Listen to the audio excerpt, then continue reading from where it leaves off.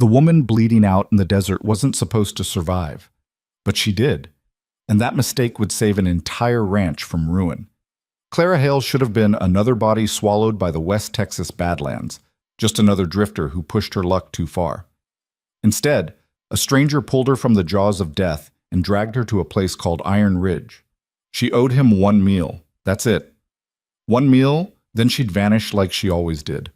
But that meal changed everything. If you want to see how a woman with nothing became the only thing standing between survival and total collapse, stay until the end. Hit that like button and drop a comment with your city so I can see how far this story travels. The dust came first. Not the wind, not the sound, just the dust. Fine as ash, thick as smoke, rolling across the flats like something alive and hungry. Clara Hale saw it through the cracked windshield of her '98 Dodge and knew immediately she'd made a mistake. She should have stopped in Sweetwater, should have filled the tank, grabbed water, waited out the weather warnings crackling through the truck's half-dead radio. But she'd been running on fumes and instinct for so long that stopping felt dangerous. Stopping meant thinking. Thinking meant remembering. So she'd kept driving. Now the sky was gone. Swallowed whole by a wall of red-brown fury that turned noon into twilight. The highway disappeared beneath drifts of sand that hissed against the truck's undercarriage like 1,000 angry snakes. Clara gripped the wheel harder, her knuckles bone white, her throat already scratching from the grit seeping through every gap in the cab. "Come on," she muttered. "Don't you dare quit on me now." The engine sputtered. "No, no, no, no." It died. The truck rolled another 30 feet on momentum alone before listing to a stop, tilted at an angle that told her at least one tire had gone. Clara sat there for 3 seconds, hands still locked on the wheel, listening to the wind scream. Then she laughed. It was a raw, ragged sound, half panic, half resignation. Of course, this was how it would end. 10 years of running, 10 years of sleeping in truck stops and eating gas station sandwiches, and never, never staying long enough to let anyone know her name. And this was the payoff. Choking to death in the middle of nowhere because she was too stubborn to stop. She killed the ignition, not that it mattered, and checked her supplies. Half a bottle of water, a crushed protein bar. A phone with no signal and 11% battery. Perfect. The smart move was to stay in the truck. Wait it out. But Clara had never been good at waiting, and the air inside was already thick enough to taste. She grabbed the water, pulled her bandana up over her nose and mouth, and shoved the door open. The storm hit her like a fist. Wind strong enough to stagger her sideways, sand stinging every inch of exposed skin, air so thick she couldn't see 5 feet in any direction. She squinted against the onslaught, one arm thrown up to shield her face, and tried to get her bearings. Nothing. Just brown chaos in every direction. Clara stumbled forward, keeping one hand on the truck's hood for as long as she could. When she reached the front bumper, she hesitated. Letting go meant losing her only anchor, but the truck wasn't going anywhere, and neither was she if she stayed. She let go. 3 steps later, she couldn't find it again. Panic hit fast and sharp. She spun, reaching blindly, but there was nothing. Just wind and dust, and the horrible realization that she'd just made the last mistake of her life. "Stupid!" she hissed into the bandana. "Stupid! Stupid!" Her foot caught on something and she went down hard, palms scraping against rock. The water bottle flew from her grip and disappeared into the storm. Clara stayed on her hands and knees, gasping, tasting copper and dirt. "Get up!" she tried. Made it to one knee before a gust knocked her flat again. "Get up!" This time she crawled. It was easier. Kept her low, kept her stable. She didn't know where she was going. Didn't matter. Movement was better than stillness. Movement meant she was still fighting. Time stopped meaning anything. Maybe she crawled for 5 minutes. Maybe an hour. Her hands were bleeding. Her lungs burned. The bandana was so caked with dust it was choking her worse than the air. When her palm came down on something that wasn't rock or sand, something smooth and hard, she almost didn't notice. Then her brain caught up. Asphalt. She'd found the road. Clara pressed her forehead against it and laughed again, though it came out more like a sob. Didn't matter which direction she went now. Roads led somewhere. Somewhere was better than here. She started crawling along the center line. Left hand, right hand. Left knee, right knee. The rhythm was the only thing holding her together.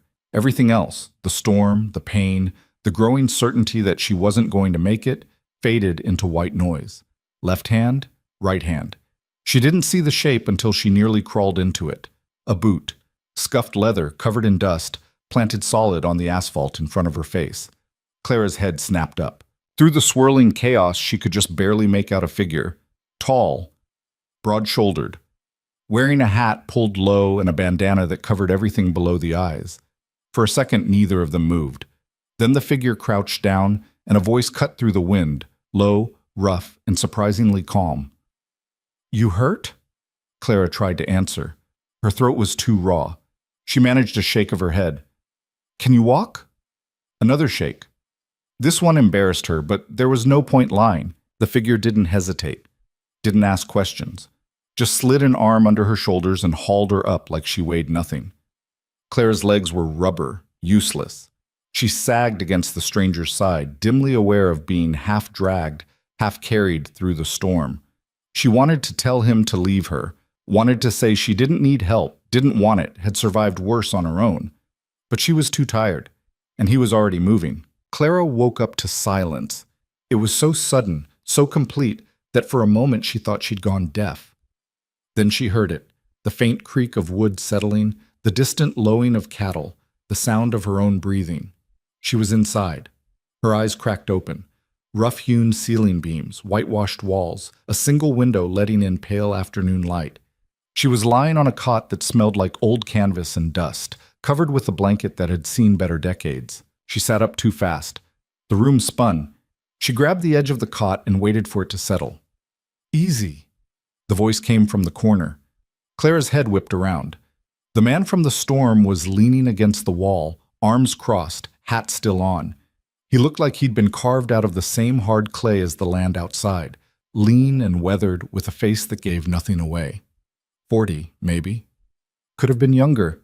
The kind of worn that came from years, not age. "Where am I?" Clara's voice came out like gravel. "Iron Ridge. That's supposed to mean something? It's a ranch. Great. Where's my truck?" "Still out there. Probably buried by now." Clara swore under her breath. Everything she owned was in that truck. Not that it amounted to much. A duffel bag of clothes, a sleeping bag, a couple $100s in cash she kept under the seat. But it was hers. "Storm's passing," the man said. "Give it another hour. I'll take you back out.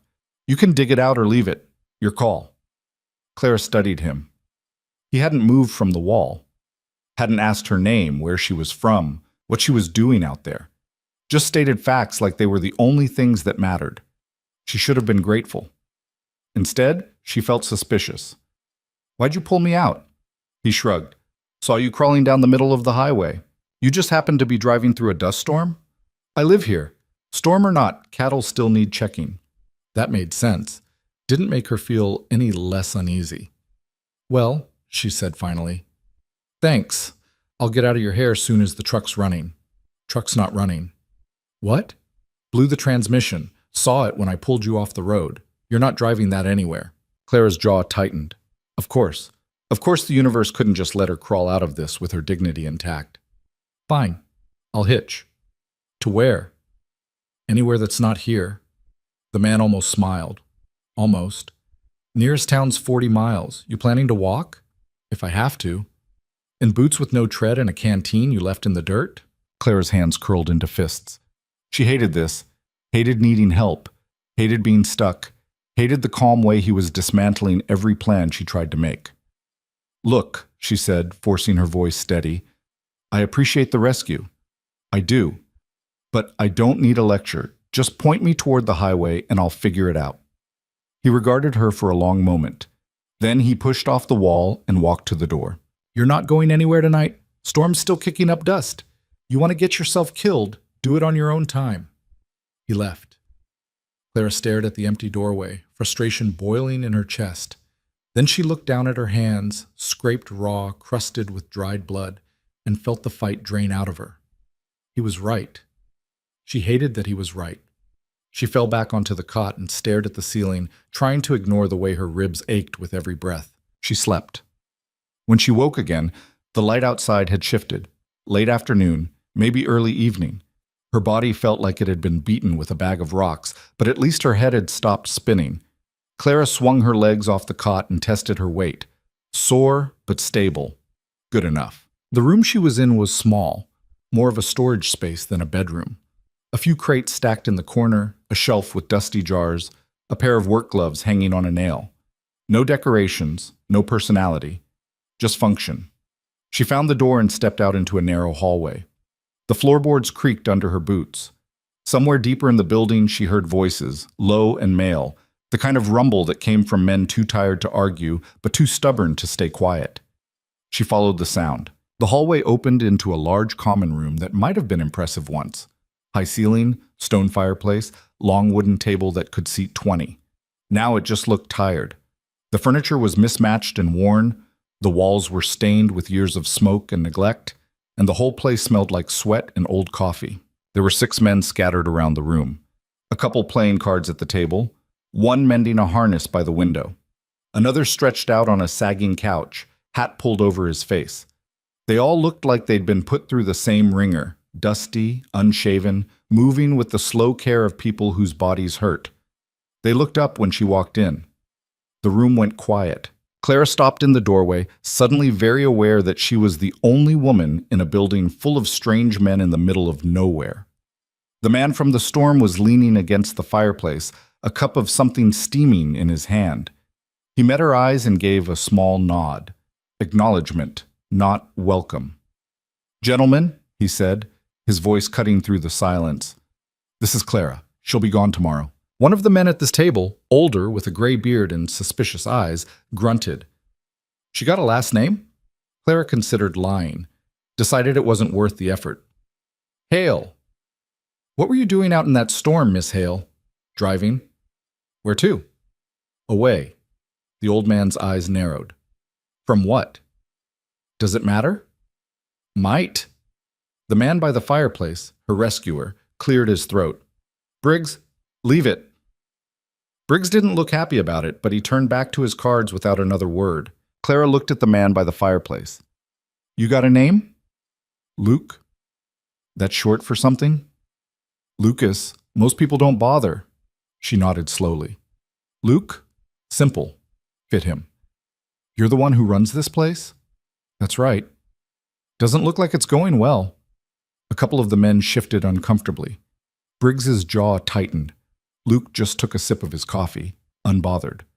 "It's not," he said. Clara blinked. She'd been trying to provoke him, test his temper, see how he reacted to having his failures thrown in his face. But he just agreed. "Most people would have lied about that," she said. "Most people aren't standing in a place that's 3 months from foreclosure." The room got quieter. Even the man under the hat on the couch shifted, though he didn't sit up. "Foreclosure," Clara repeated. "Bank's calling the note. We don't come up with $60,000 by October. They take the land." "How much do you have?" 12? Clara let out a low whistle. "That's bad." "Yeah. So why are you still here?" Luke looked at her like she'd asked why the sky was blue. "Because it's mine." "Not ours. Mine." But the way the other men were looking at him, tired but loyal, told her it wasn't arrogance. It was responsibility. "Well," Clara said after a beat. "Good luck with that." She turned to leave. "You eat yet?" She stopped. Turned back. "What?" "You eat." Luke gestured toward a doorway on the far side of the room. "Kitchen's through there. Help yourself." Clara's stomach growled at the mention of food. She hadn't eaten since... When? Yesterday morning? The protein bar in the truck didn't count. "I'm fine," she lied. "You look half dead." "Flattery will get you everywhere." Luke almost smiled again. "Suit yourself." He pushed off the fireplace and headed toward the doorway. Clara watched him go, then glanced at the other men. They'd already gone back to their cards, their mending, their naps. Like she wasn't even there. Her stomach growled again. Damn it. She followed Luke through the doorway. The kitchen was worse than the common room. If the rest of the ranch looked tired, the kitchen looked defeated. The stove was coated in grease. The counters were cluttered with dirty dishes and empty cans, and the whole space smelled like something had died behind the fridge, and nobody had bothered to check. Luke rummaged through a cabinet and pulled out a dented pot. "There's beans, bread stale but edible." Clara stared. You're kidding. Does it look like I'm kidding? This is what you've been feeding them? This is what we've got. She walked to the stove, picked up a pan crusted with something that might have been eggs a week ago, and held it up. When's the last time anyone cleaned this place? Luke didn't answer. Clara set the pan down and looked around, really looked. This wasn't just neglect. This was surrender. Whoever had been in charge of this kitchen had given up a long time ago. Where's your cook? Quit. When? 2 months ago. And nobody's replaced him? We don't have the money. Clara shook her head. You can't run a ranch without a kitchen. Tell that to the bank. She turned to face him. These men are half-starved. You can see it. They're not working at full capacity because they can't.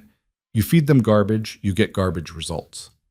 Luke's expression didn't change. You got a point, or are you just making observations? Clara opened her mouth, closed it.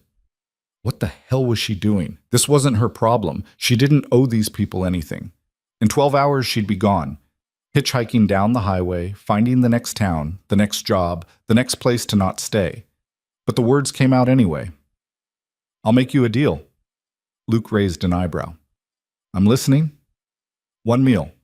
I'll cook 1 proper meal for your crew. After that, we're even. You save my life. I feed your men. Clean slate. You know how to cook? Better than whoever was running this disaster. Luke studied her. Clara forced herself to hold his gaze, even though every instinct was screaming at her to take it back, to walk away, to stop volunteering for things that weren't her business. Finally, Luke nodded. All right. All right? 1 meal, then you're free to go. Clara let out a breath she didn't know she'd been holding. Fine, but I'll need supplies. Make a list. And someone to clean this place while I'm gone. I'm not cooking in a biohazard zone. I'll handle it. Clara nodded. This was fine. 1 meal, a couple hours of work, easy. She could do this and still be gone by morning. Luke drove her into town in a truck that was somehow in worse shape than hers had been. The suspension was shot, the cab smelled like motor oil, and the radio only picked up static and a station that played nothing but Tejano music. They didn't talk much.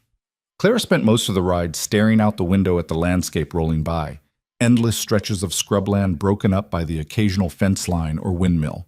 It was brutal country, beautiful in a way that didn't care if you appreciated it or not. The town, if you could call it that, was called Carrizo. 1 main street, a dozen buildings, and a population that looked like it had peaked sometime in the 1950s. Luke pulled up in front of a general store with faded paint and a screen door that banged in the wind. You've got an hour, he said. Clara hopped out. I'll need more than that. Hour's what we've got. I need to get back before dark. She bit back a retort and headed inside. The store was cramped and dusty, but it had what she needed. She moved through the aisles quickly, grabbing staples, flour, salt, eggs, butter, potatoes, onions, a decent cut of beef if they had it. The kid behind the counter watched her with thinly veiled curiosity, but didn't ask questions. Clara paid in cash, most of what she had left, and carried the bags back to the truck. Luke was leaning against the hood, talking to an older man in a suit that looked about 20 years out of date. The man was gesturing emphatically, his face red. Luke just stood there, arms crossed, listening without reacting. When the man finally stormed off, Clara loaded the bags into the truck bed and climbed in. Friend of yours? She asked. Banker. Ah. Luke started the engine. He wanted to know if I'd reconsidered his generous offer. Which is? Sell now, walk away with enough to start over somewhere else. Doesn't sound terrible. Luke's hands tightened on the wheel. It's my land. There it was again. That edge. The thing that wouldn't bend. Clara didn't push. She just watched the town disappear in the side mirror and wondered what kind of man chose to go down with a sinking ship instead of grabbing a lifeboat. By the time they got back, the sun was setting and the kitchen had been transformed. Well, transformed was generous. It had been cleaned. The counters were clear, the stove was scrubbed, and someone had even mopped the floor. It still looked like a kitchen from the 1970s, but at least it didn't smell like death anymore. Clara rolled up her sleeves and got to work. She started with the basics, diced onions, minced garlic, browned the beef in a heavy skillet until it was crusty and caramelized. The smell alone was enough to draw a couple of the ranch hands to the doorway, watching like she was performing magic. You need something? she asked without looking up. Just watching, one of them said. Go watch somewhere else. They didn't leave. Clara ignored them and kept cooking. Potatoes in the oven, roasted until the skins crisped. Green beans, canned, but she doctored them with butter and pepper until they tasted like something. A pan of cornbread that came out golden and steaming. It wasn't fancy, it was just food.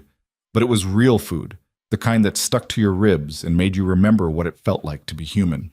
By the time she finished, the whole building smelled like a home instead of a barracks. She carried the first platter into the common room and set it on the long table. The men stared. Well, Clara said, you gonna eat or just look at it? That broke the spell. They swarmed the table like locusts, piling their plates high, talking over each other in a way that sounded almost happy. Clara stood back and watched, arms crossed, telling herself she didn't care. But when Luke caught her eye from across the room and gave her a small nod, acknowledgement, maybe even respect, she felt something shift in her chest. Just a meal, she reminded herself. That's all this was. One meal. Then she was gone. She left before dawn, packed her duffel, laced her boots, and slipped out of the building while the ranch was still dark and quiet. The air was cool, the sky just starting to pale at the edges. Perfect traveling weather. Clara made it halfway down the dirt road before she stopped. She didn't know why. There was no reason to turn around. The deal was done. She'd paid her debt. Anything else was just lingering, and lingering was dangerous. But she turned around anyway. Luke was standing on the porch, coffee in hand, watching her. Neither of them said anything for a long moment. Then Clara walked back. Forgot something, she lied. Did you?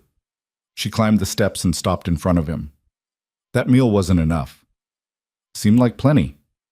It wasn't. One meal doesn't fix what's broken here. Luke took a sip of his coffee. And you think you can? I don't know, maybe. Why would you? Good question. Clara didn't have a good answer. Just a feeling in her gut that walking away right now would be the wrong move, and she'd learned a long time ago to trust her gut, even when it didn't make sense. I'll stay, she said. 1 week. I'll get your kitchen running, teach someone to cook, and leave you better off than I found you. After that, I'm gone. For real this time. Luke studied her face like he was trying to read something written in a language he didn't quite speak. 1 week, he said finally. 1 week. They shook on it. And just like that, Clara Hale, who'd spent 10 years making sure she never owed anyone anything, walked back into Iron Ridge and let the door close behind her. The kitchen became her territory by the second day. Not because anyone gave it to her, because she took it. Clara scrubbed every surface until her knuckles were raw, reorganized the cabinets so things made actual sense, and threw out anything that looked like it had survived the previous administration through sheer spite alone. The men learned quickly to stay out of her way when she was working. Briggs made the mistake of reaching for a coffee pot she'd just cleaned and nearly lost a hand. Touch that before it dries and I'll break your fingers, she'd said without looking up from the counter she was bleaching. He'd withdrawn his hand like he'd been scalded. Just wanted coffee. There's a pot on the stove, use that one. That one's got yesterday's grounds in it. Then make fresh. You got working hands, don't you? Briggs had muttered something under his breath and left. But he'd made fresh coffee. Luke watched these exchanges from a distance, never interfering, never commenting, just observing with that same unreadable expression he seemed to wear like armor. Clara couldn't tell if he approved or if he was just waiting for her to fail. By day 3, she had a routine. Up before dawn to get the coffee going and breakfast started. Something simple. Eggs, toast, whatever meat they had. The men ate fast and without much conversation, like they'd forgotten food was supposed to be anything other than fuel. Then they'd disappear into the ranch work and Clara would have the kitchen to herself. That's when the real work started. She'd made a list, mental at first, then on paper when it got too long to remember. The pantry needed restocking. The ancient refrigerator was running on prayers and needed replacing, but since that wasn't happening anytime soon, it at least needed defrosting. The knives were so dull they were practically spoons, and someone needed to teach these men that dishes didn't wash themselves. You planning a siege? Clara looked up from her list. Luke was leaning in the doorway, same spot he always stood, like he didn't quite trust himself to come all the way in. Planning to make this place functional, she said. There's a difference. Looks like a lot for 1 week. You want it done right or done fast? I want it done at all. Clara set down her pencil. How long's this place been falling apart? Luke's jaw tightened. While. More specific than that.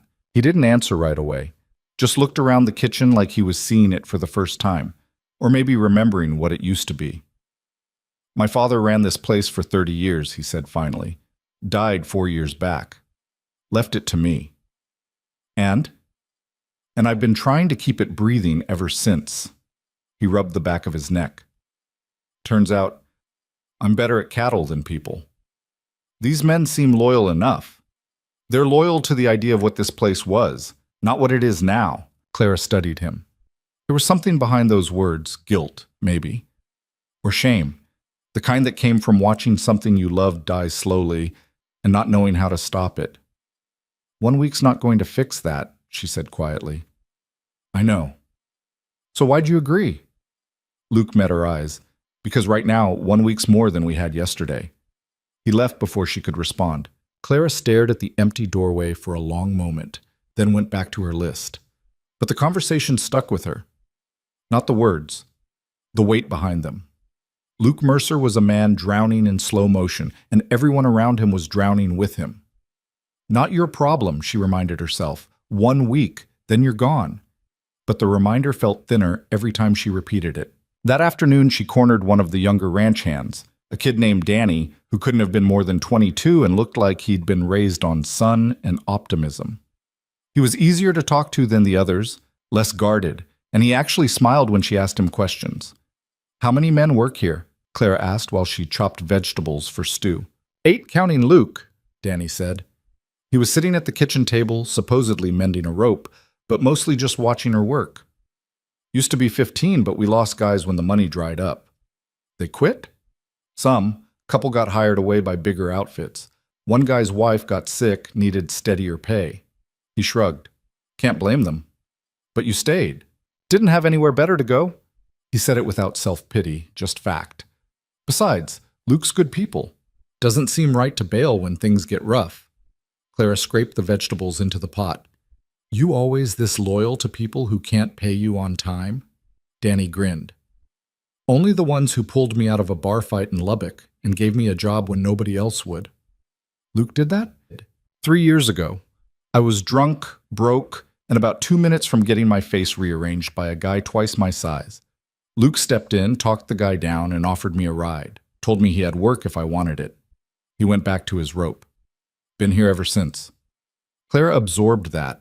It fit with what she'd seen. Luke didn't waste words, but he noticed things. Saw people when they needed seeing. What about the others, she asked. Most of them been here since Luke's dad was running things, Briggs especially. He was foreman under the old man, and he's still foreman now. Doesn't think much of how Luke does things, but he's too stubborn to leave. Briggs doesn't seem to think much of anyone, Danny laughed. He's all right once you get past the scowl. He just doesn't like change. And you're definitely change. I'm here for a week. Yeah, but you're still shaking things up.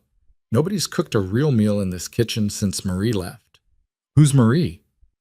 Luke's aunt. She used to run the house, cooking, cleaning, keeping everyone in line. She was here forever. Then Luke's dad died and she couldn't handle it anymore. Packed up and moved to San Antonio to live with her daughter. Luke didn't try to stop her? Don't think he had the energy. He was trying to figure out how to run a ranch he didn't want while fighting with the bank and watching everything fall apart. Marie leaving was just one more thing breaking. Clara stirred the stew, processing.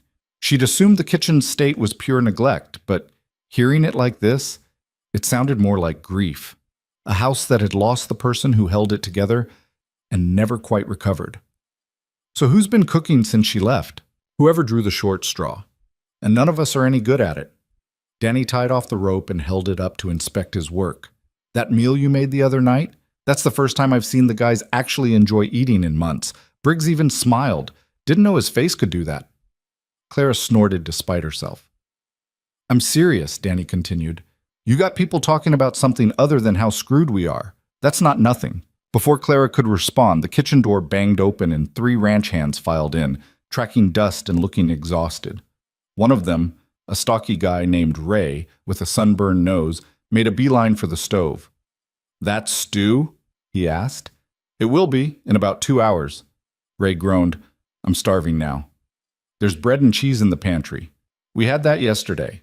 Then you'll have it again today. Food's not done until it's done. Ray muttered something about tyrants and aprons, but went to find the bread. The other two collapsed into chairs at the table, stretching out like they'd just finished running a marathon. Rough day? Clara asked. Fence line down on the north pasture, one of them said, an older guy named Pete with gray streaking his temples. Took us 6 hours to patch it. Got maybe a week before it falls apart again. Why not replace it? Pete gave her a look like she'd asked why they didn't just buy a new ranch. Wire costs money, so do posts, so does everything. Right. Clara turned back to the stove, feeling stupid for asking. The men sat in tired silence, the kind that came from bodies pushed too hard for too long. Clara could feel the weight of it, the exhaustion that wasn't just physical. These weren't lazy men, they were beaten down men. And beaten down men didn't work well, didn't think clearly, didn't have anything left to give when things got desperate. She'd seen it before, in herself mostly. The point where you were so tired that you stopped caring whether you made it or not. Danny, she said suddenly, you know how to cook? He blinked. I can boil water? Good enough, get over here. Danny exchanged glances with the other men, then got up and joined her at the stove. Clara handed him a wooden spoon. Stir this, don't let it stick to the bottom. That's it? For now. She walked him through the basics while the stew simmered. How to tell when onions were done, why you browned meat before adding liquid, the difference between a simmer and a boil. He listened with the focused attention of someone who actually wanted to learn, asking questions that weren't stupid, making mistakes that were easy to fix. By the time the stew was ready, he'd stopped looking nervous and started looking curious. Huh, he said, tasting a spoonful. I made that. You helped. Still counts. Clara ladled stew into bowls and handed them out. The men ate like they'd been starved, which wasn't far from the truth. She watched them from the corner of her eye, trying not to feel satisfied by their reactions and failing completely. When Luke came in an hour later, dirty and exhausted, there was still stew on the stove. Clara filled a bowl without asking and set it on the table. He looked at it, looked at her, sat down and ate without a word. She pretended not to notice the way his shoulders relaxed after the first few bites. By the end of the week, Clara had slipped into a rhythm she hadn't felt in years. There was something grounding about the work, the repetition, the structure, the way each day had a shape she could predict. Wake up, make breakfast, plan lunch and dinner, teach Danny another skill. Keep the kitchen running. It was simple in a way her life hadn't been simple in a long time. But simplicity didn't mean easy. On day 6, Briggs cornered her in the pantry. Need to talk, he said, blocking the doorway with his broad frame. Clara set down the sack of flour she'd been carrying. So talk. Your week's almost up. I can count. You planning to leave? She met his eyes. They were harder than Luke's, colder. The eyes of a man who'd been disappointed too many times to trust easy promises. That was the deal, she said. And if Luke asks you to stay? He won't. But if he does, Clara crossed her arms. Why do you care? Because I've watched this place die for 4 years, and I don't need someone giving people false hope just to rip it away when they get bored. I'm not giving anyone anything. You are, whether you mean to or not. These men are starting to think things might turn around. That's dangerous when it's built on someone who's already got one foot out the door. Clara's jaw tightened. I didn't ask to be anyone's hope. Doesn't matter. You are. Briggs stepped aside, finally letting her pass. Just think about that before you make promises you can't keep. He left.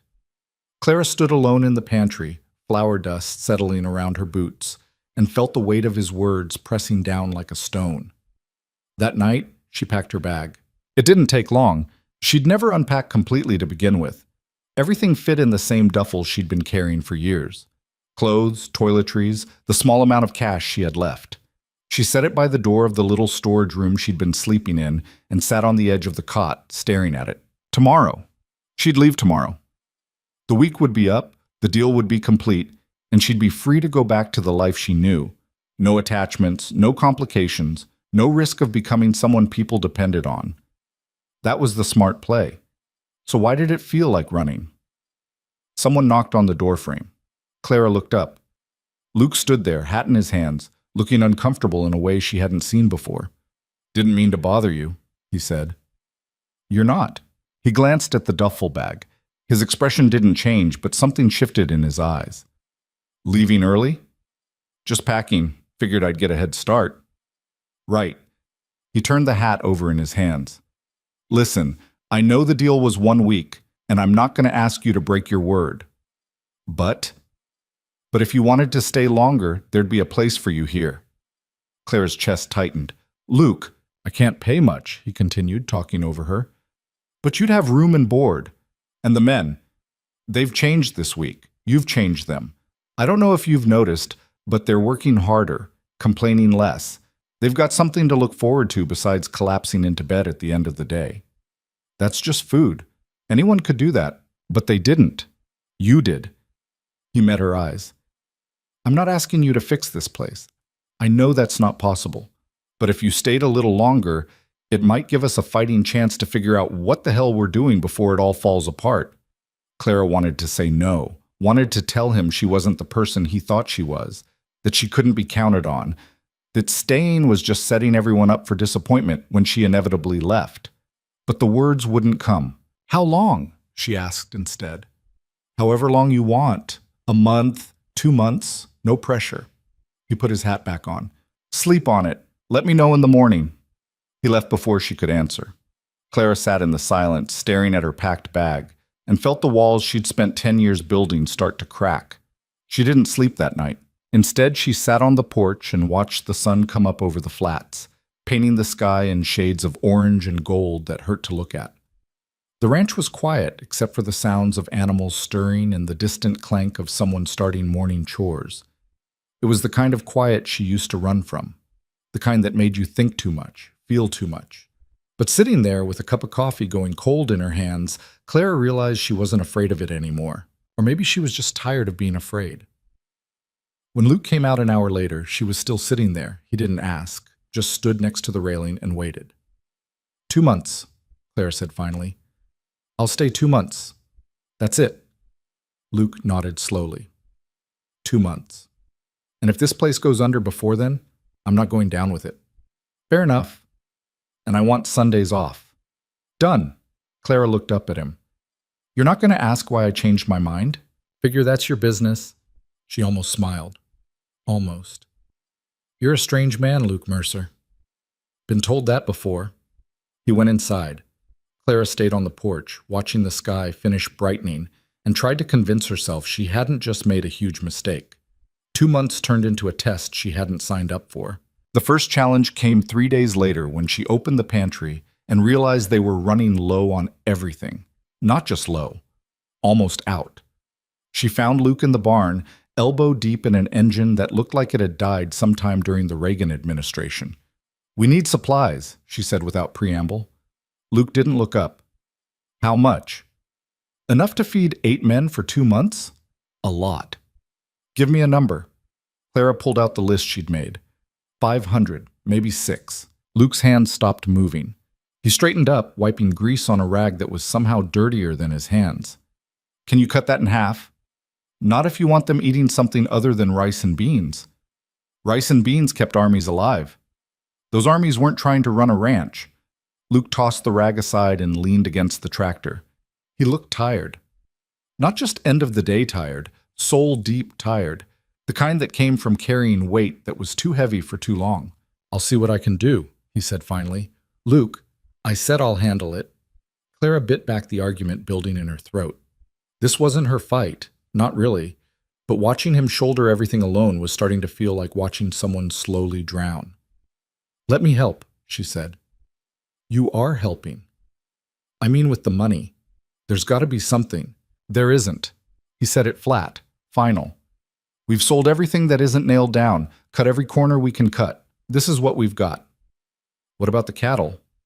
"Can't sell until fall. Prices are garbage right now anyway." "Then what's the plan?" Luke laughed, but there was no humor in it. "You're looking at it. Keep things running until we can't anymore. Hope something changes before the bank takes it all." Clara stared at him. "That's not a plan. That's surrender." "Maybe." He picked up a wrench and turned back to the engine. But it's the only one I've got. She left him there and went back to the kitchen, frustration burning in her chest.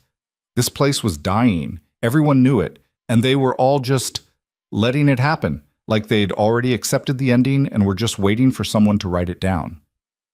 The second challenge came from Briggs. She was teaching Danny how to make biscuits when the foreman walked in, mud caking his boots, face set in its usual scowl. "We need to talk about the men," he said. Clara didn't look up from the dough. "What about them?" "They're getting soft. They're getting fed." "Same thing." Briggs pulled out a chair and sat down heavily. "Ray spent 20 minutes this morning talking about what you might make for dinner instead of fixing the gate he was supposed to fix.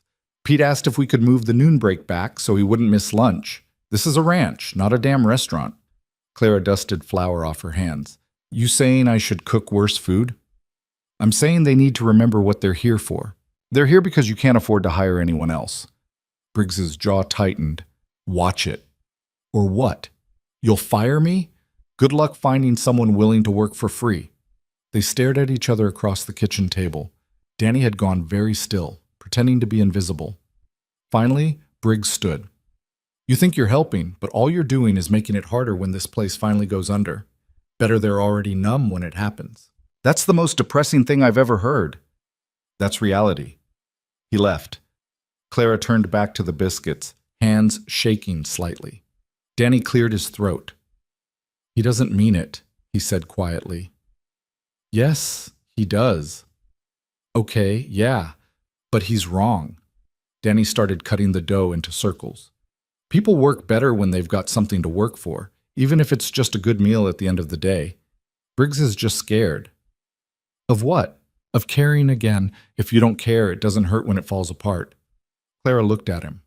For a kid who seemed like nothing more than sunshine and optimism, he understood more than she'd given him credit for. "That how you see it?" she asked.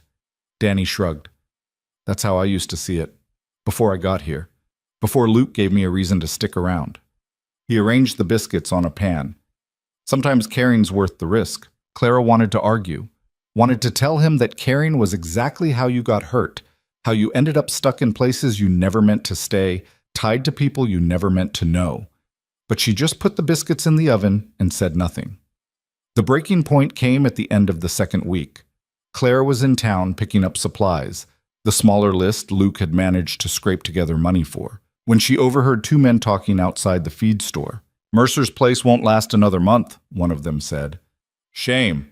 His old man built that ranch from nothing." "Luke's not his old man." "Nope, doesn't have the spine for it."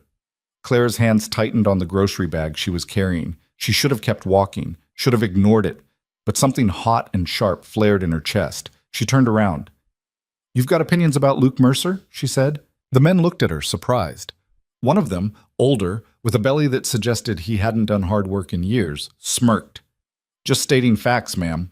Fact is, Luke Mercer's keeping that place alive with duct tape and willpower while men like you stand around talking about how he's not good enough. You work for him? I cook for him. And for 8 men who'd follow him into hell if he asked. So maybe keep your facts to yourself." She walked away before they could respond, heart pounding, wondering what the hell had just come over her. When she got back to Iron Ridge, Luke was waiting by the truck. "Heard you got into it with Harold Sims in town," he said. Clara froze. "News travels fast." "Small town, and Harold's got a big mouth." Luke leaned against the truck bed. "You didn't have to do that." "I know. But thanks." But they unloaded the supplies in silence. When the truck was empty, Luke stopped her before she could head inside. "Clara, I know you said 2 months, but I need you to know something." She waited. "This place is going under, probably soon, and when it does, I don't want you caught in the middle of it. So if you want to leave early, I'll understand." Clara looked at him, really looked. Saw the exhaustion, the defeat, the weight of responsibility he'd been carrying alone for so long it had become part of him. "I'm staying," she said. "You don't have to." "I know. I'm staying anyway." Something shifted in Luke's expression. Relief, maybe, or gratitude. He nodded once and walked away.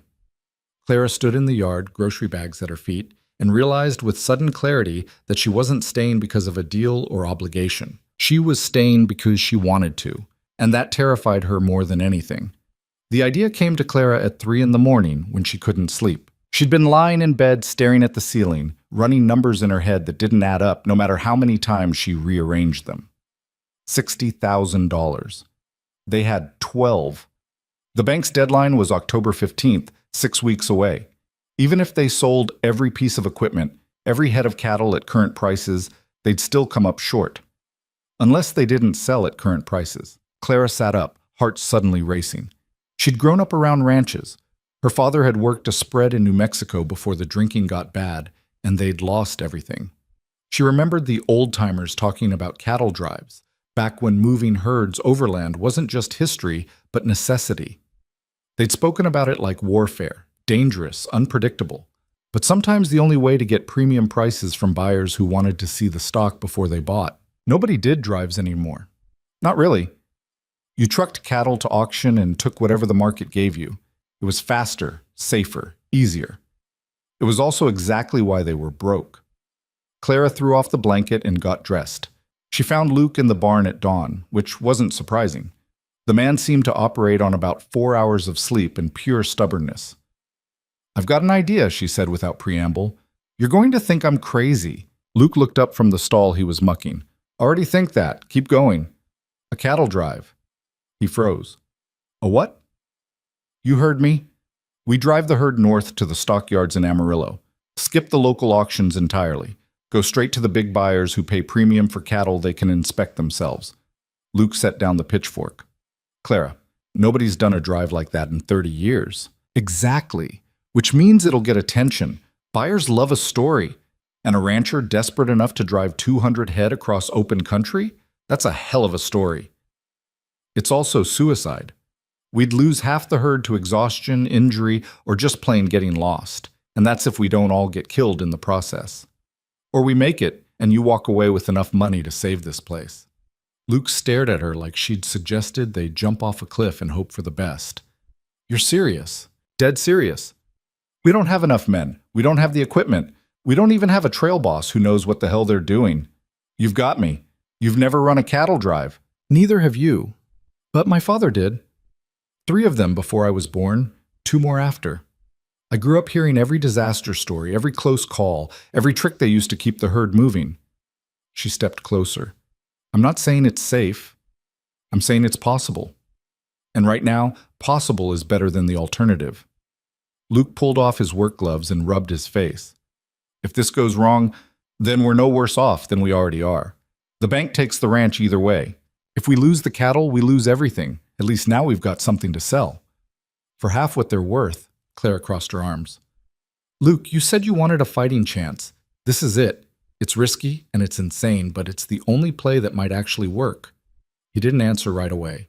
Just stood there in the dusty morning light, weighing odds that were already stacked against him. Finally, he shook his head. "I can't ask the men to do this. So don't ask. Tell them the situation and let them decide. They'll say no. Maybe. Or maybe they're as tired of losing as you are." Luke met her eyes. Something passed between them. Understanding maybe, or just shared desperation. "You really think we can pull this off?" "I think we don't have another choice." He was quiet for a long moment. Then he nodded. "All right, we'll put it to a vote tonight." That evening, Luke called everyone into the common room. The men filed in looking confused and wary. Emergency meetings never meant good news.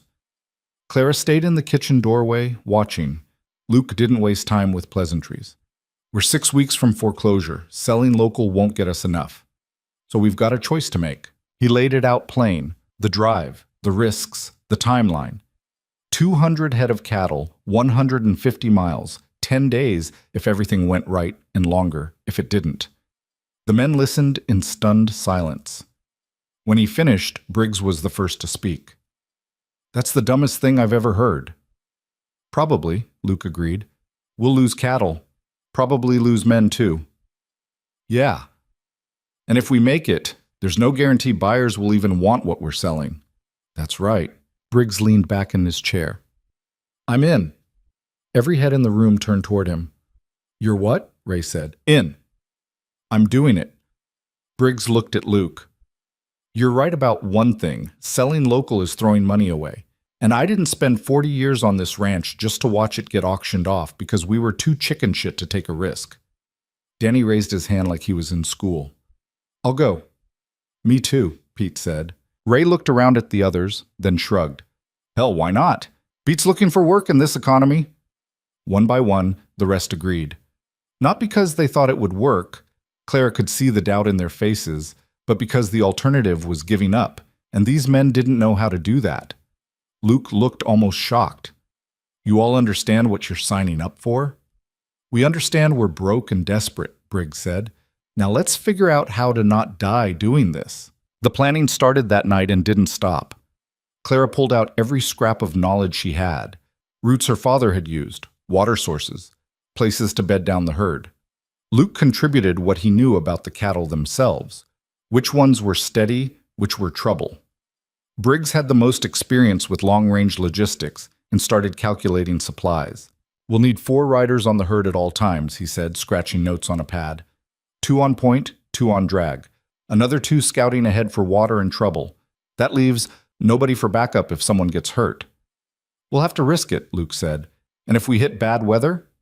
We keep moving. Stopping's more dangerous than pushing through. Clara studied the map spread across the table. There's a dry stretch here about 30 miles with no reliable water. We'll have to push hard to get through it. How hard? 18, maybe 20 hours straight. Pete whistled low. That'll break the herd. Not if we prep them right. Extra water the day before, lighter pace leading up to it. She traced the route with her finger. It's doable, barely. The men exchanged glances.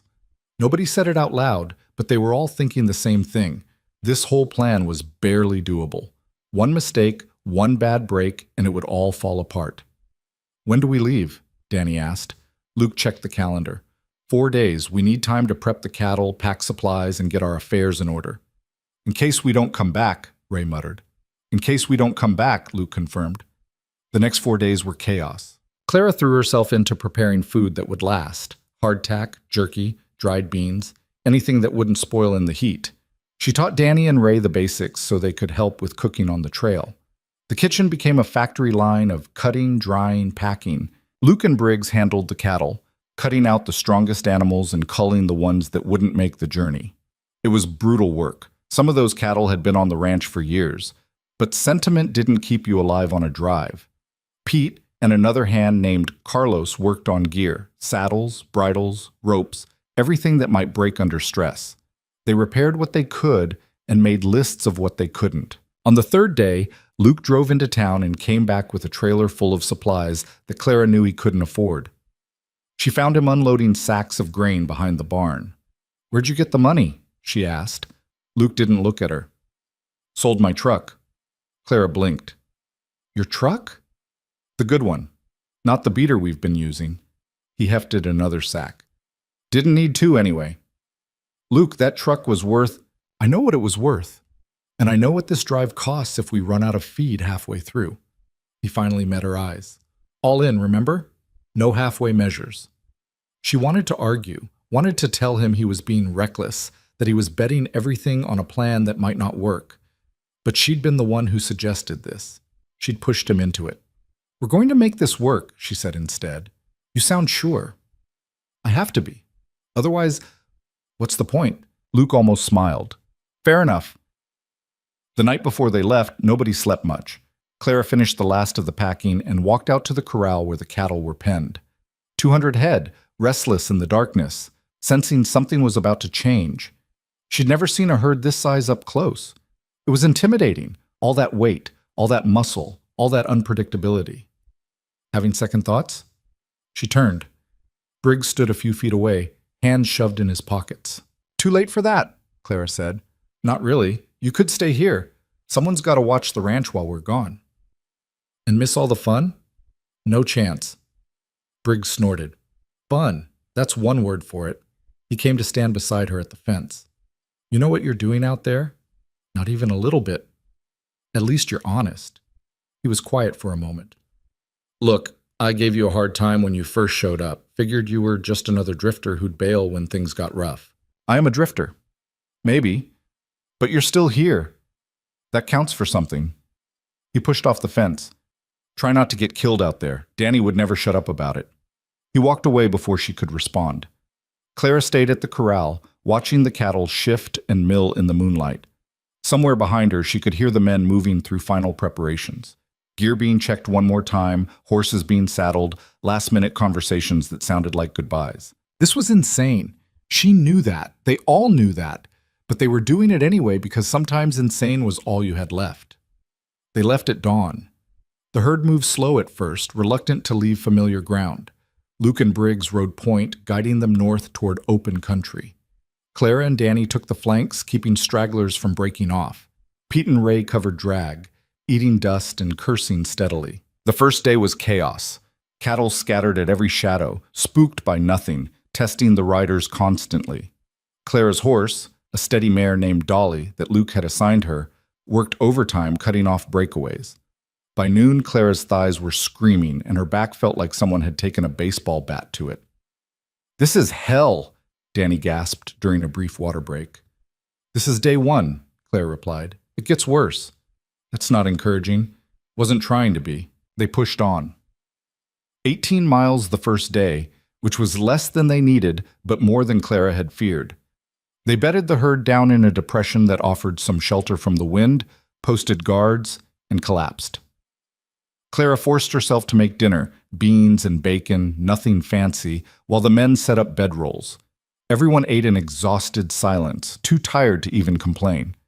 "How many more days of this?" Ray asked. 9, Luke said, "if we're lucky." "And if we're not? Don't think about it." Clara lay in her bedroll that night, staring up at stars so bright they hurt. Every muscle ached. Her hands were blistered from the rains, and they'd barely started. She fell asleep wondering if they'd all lost their minds. Day 2 brought the first real disaster. They were crossing a dry creek bed when one of the steers, a big mean bastard everyone called Brutus, decided he'd had enough. He broke from the herd and bolted, taking 6 others with him. "Danny, Clara, go!" Luke shouted. They wheeled their horses and took off after the runaways. Dolly was fast when she wanted to be, and Clara gave her her head, trusting the horse's instincts.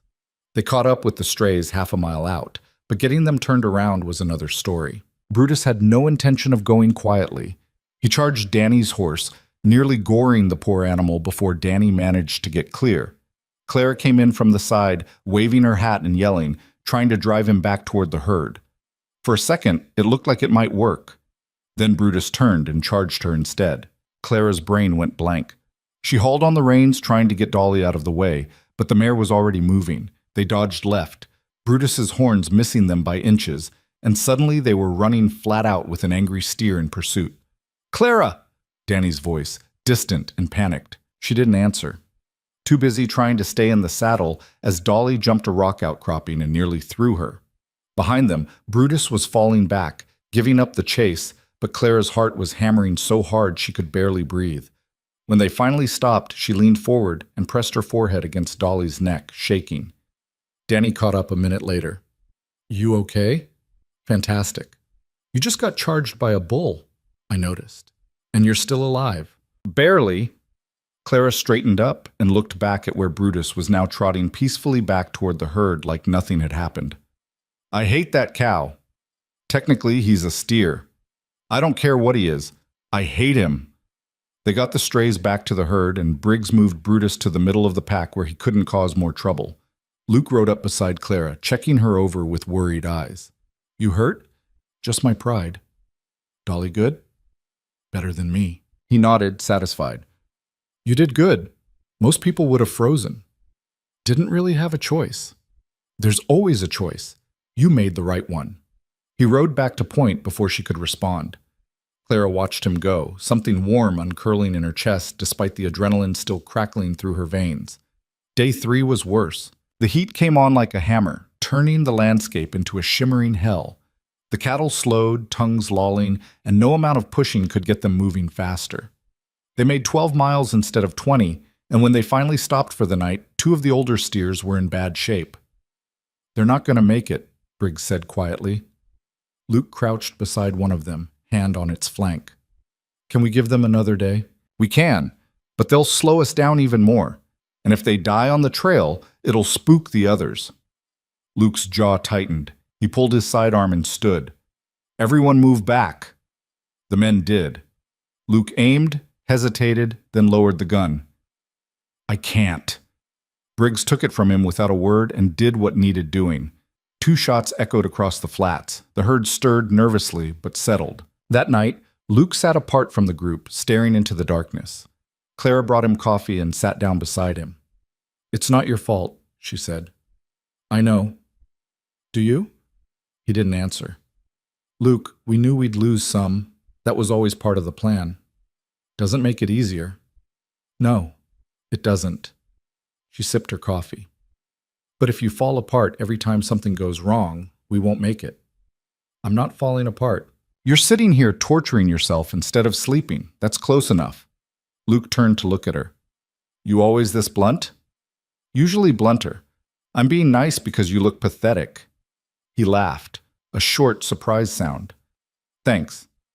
Any time. Clara stood. Get some sleep. Tomorrow's going to be worse. How do you know? Because they always are. She was right. Day 4 brought a storm, not a dust storm like the one that had nearly killed her, but a full-blown thunderstorm that turned the ground to mud and sent lightning cracking across the sky like the world was splitting open. The cattle panicked, scattering in every direction, and the riders could barely see through the sheets of rain. Stay with them. Luke's voice barely audible over the thunder. Clara clung to Dolly, trying to keep track of the dark shapes moving through the chaos. Lightning struck close enough that she felt the static in the air, close enough that her ears rang. The mare was terrified but holding together, responding to Clara's hands even when Clara had no idea what she was doing. They found most of the herd in a ravine a mile from where they'd started, huddled together and shaking. Took another hour to account for everyone. 3 cattle missing, 1 horse lame, and Ray sporting a gash on his forehead where a branch had caught him. We need to find those strays, Briggs said, water pouring off the brim of his hat. Not in this, Luke said. We'll lose more people looking. We'll search when it clears. They waited out the storm under a rock overhang, soaked and miserable. When dawn finally came, pale and gray, they found 2 of the missing cattle dead in a wash, drowned when the flash flood hit. The 3rd was never found. They'd lost 5 head in 4 days. At this rate, they'd have nothing left to sell by the time they reached Amarillo. That night, Clara pulled Luke aside. We can't keep going like this, she said. What choice do we have? We change the route, cut through the dry stretch early before we lose more cattle to the weather. That's 30 miles with no water. I know, but if we hit another storm like today's, we'll lose everything. At least the dry stretch is predictable. Luke stared at the map, jaw working. It'll kill us. Maybe. Or maybe we make it through and come out the other side with most of the herd intact. She pointed to the route. We've got enough water for 1 push. We prep tonight, leave before dawn, and don't stop until we're through. The men are exhausted. They'll be more exhausted if we keep losing ground every time the weather turns. Luke closed his eyes. When he opened them again, they were resigned.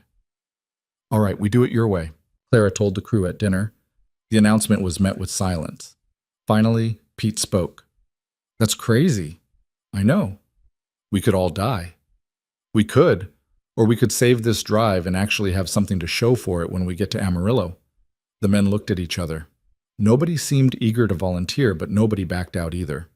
When do we leave? Danny asked. 4 a.m. Get what rest you can. Nobody slept. They moved out while it was still dark, pushing the herd hard from the start. The cattle resisted, sensing something was wrong, but the riders were relentless. By the time the sun came up, they were already 10 miles in and the landscape had turned hostile. Cracked earth, skeletal brush, heat radiating off the ground in visible waves. The hours blurred together. Clara's tongue felt like leather. Dolly's flanks were foam-slicked, her breathing labored. Around her, the other riders looked like ghosts, swaying in their saddles, faces blank with exhaustion. The cattle started dropping after the 15th mile. Not dead, not yet, but too tired to continue. The riders had to leave them behind, marking their positions and praying they'd survive long enough to collect on the way back. By mile 20, Clara was hallucinating. Seeing water where there wasn't any, hearing voices in the wind. Dolly stumbled and Clara nearly fell, catching herself on the saddle horn at the last second. Stay with me, she whispered to the horse, to herself. Just a little farther. Mile 25. The sun was setting, turning the sky blood red. 2 more cattle down. Ray looked like he was about to pass out. Pete was weaving in his saddle. Mile 28. Danny fell off his horse, just slid right out of the saddle and hit the ground. Clara wanted to stop, wanted to help, but Luke was already there, hauling the kid back up, forcing water between his lips. Mile 30.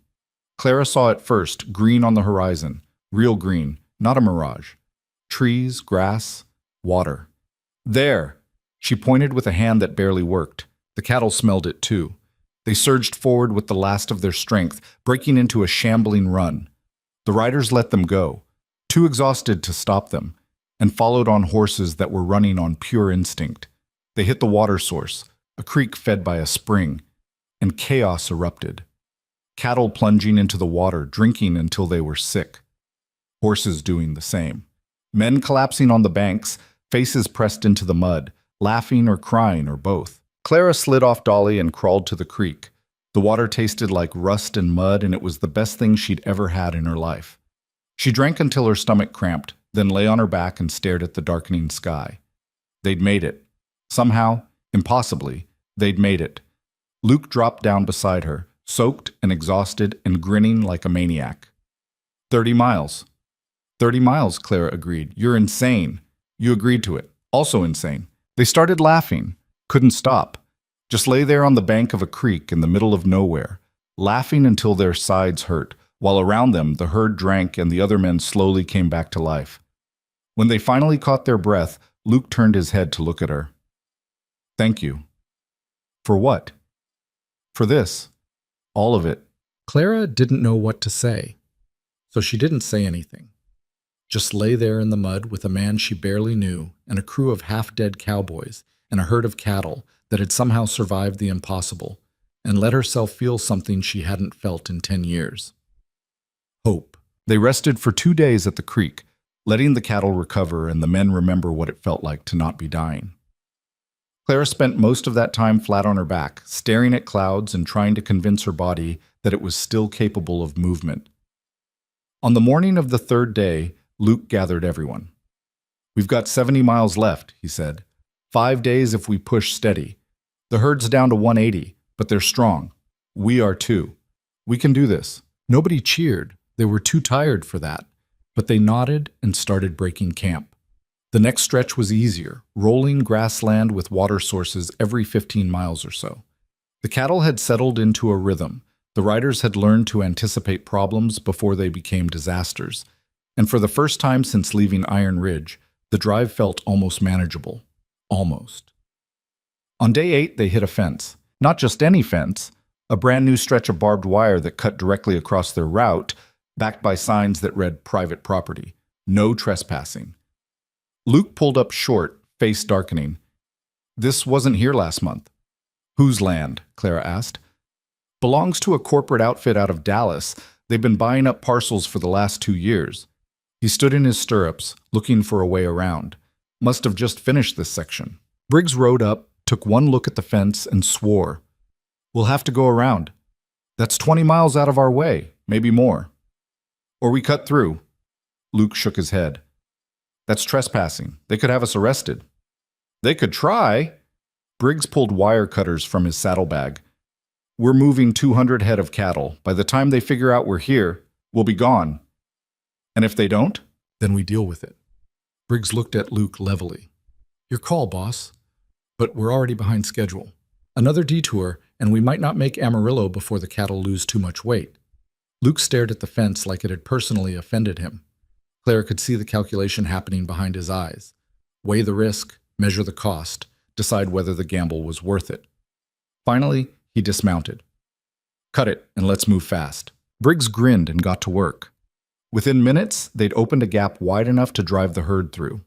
The cattle didn't care about property lines. They just kept moving, following the path of least resistance. They made it 3 miles before the trucks showed up. 2 pickups came roaring across the grassland, kicking up dust, engines screaming. They skidded to a stop 50 yards out, and 4 men climbed out, security contractors by the look of them, wearing vests and carrying radios. Stop right there, one of them shouted. Luke raised a hand, signaling the crew to hold the herd. He rode forward slowly, hands visible, posture non-threatening. Clara followed before anyone could tell her not to. "Can I help you, gentlemen?" Luke asked. The lead contractor, a thick-necked guy with a shaved head and mirrored sunglasses, pointed at the fence line behind them. "You just cut through private property." "Didn't see any signs until it was too late. We're just passing through." "That's still trespassing. We'll be gone in an hour. No harm done." "Harm's already done. You damaged company property. That's going to cost you." Luke's jaw tightened. "How much?" "Couple thousand. Maybe more. Depends on what the boss says when I call it in." The contractor pulled out his radio. "And I'm guessing you folks can't afford that, considering you're driving cattle like it's 1880. Clara felt Luke tense beside her, saw his hand drift toward his sidearm. Not a threat, just instinct.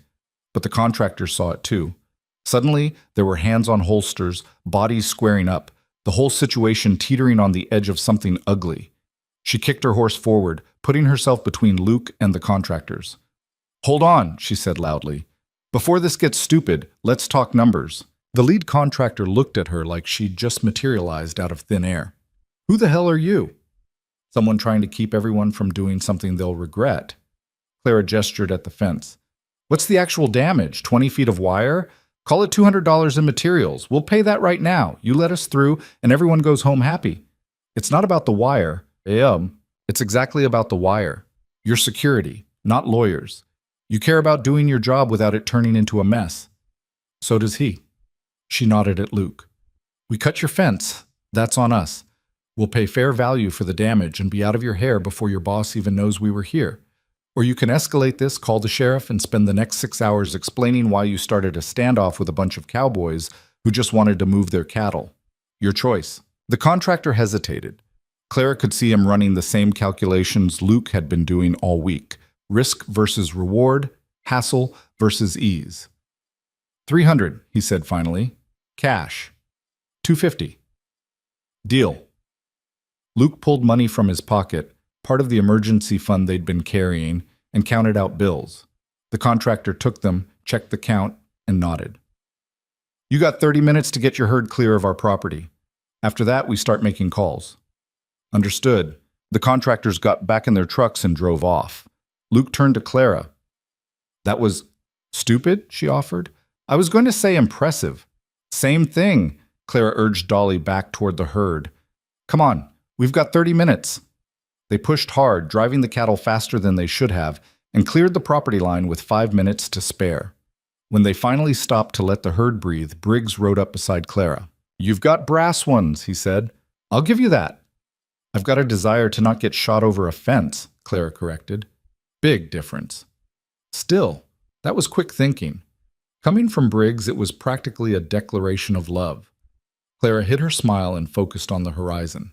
They reached the outskirts of Amarillo on day 10. The city rose out of the plains like something from another world. Buildings and lights and the constant hum of civilization. The crew stopped on a rise overlooking the sprawl, just staring. After 10 days of nothing but dirt and sky, it looked surreal. "Hell of a sight," Pete murmured. "Hell of a journey," Danny added. Luke sat silent on his horse, face unreadable. Clara wondered what he was thinking, relief that they'd made it, or fear that they'd come this far only to fail at the finish line. "Stockyards are on the north side," Briggs said, consulting a map. "About 5 miles. "Then let's finish this," Luke said. They drove the herd through the outskirts of town, past industrial parks and warehouses, drawing stares from everyone they passed. Clara felt like a relic from another time, dusty and exhausted and completely out of place in this modern world of asphalt and steel. The stockyards were massive, pens and chutes and loading docks stretching for acres. A handful of buyers were already moving through the facility, inspecting cattle, making deals. Luke rode straight to the main office, a low concrete building that smelled like diesel and manure. A woman in her 50s looked up from a desk piled with paperwork. "Help you?" "Need to register a herd for sale," Luke said. "How many head?" 178. She raised an eyebrow. "You drive them in." "From Iron Ridge, 10 days. The woman let out a low whistle. "Haven't seen a drive like that in years. What are you running?" "Black Angus, grass-fed, prime weight. I'll need to inspect them before I can put you on the buyer list." Fair enough. She grabbed a clipboard and followed them out to the pens where the crew had corralled the herd. Clara watched her move through the cattle, checking teeth, feeling flanks, making notes. Her expression gave nothing away. When she finished, she came back to Luke. They're in good shape. Better than I expected after a drive like that. I can get you in front of buyers this afternoon. What's the going rate? For cattle this quality? $1.40 a pound, maybe $1.50 if you find someone desperate. She checked her watch. Most of the big buyers come through around 3. You'll want to clean up before then. Luke looked down at himself, covered in dust, clothes stained with sweat, and worse, beard grown wild. Yeah, probably. The woman almost smiled. There's showers in the back. Good luck. By 3 o'clock, they'd done what they could to look presentable. Luke had shaved, changed into the one clean shirt he'd packed, and somehow managed to look almost respectable. The rest of the crew stayed with the herd, keeping the cattle calm while buyers moved through. Clara stood at the fence, watching men in clean boots and pressed shirts examine the steers like they were used cars. Luke was in the middle of it, answering questions, pointing out features, staying calm, even though Clara could see the tension in his shoulders. How's it looking? Danny asked, coming to stand beside her. Hard to say. They're interested, but nobody's making offers. Think we came all this way for nothing? Don't know yet.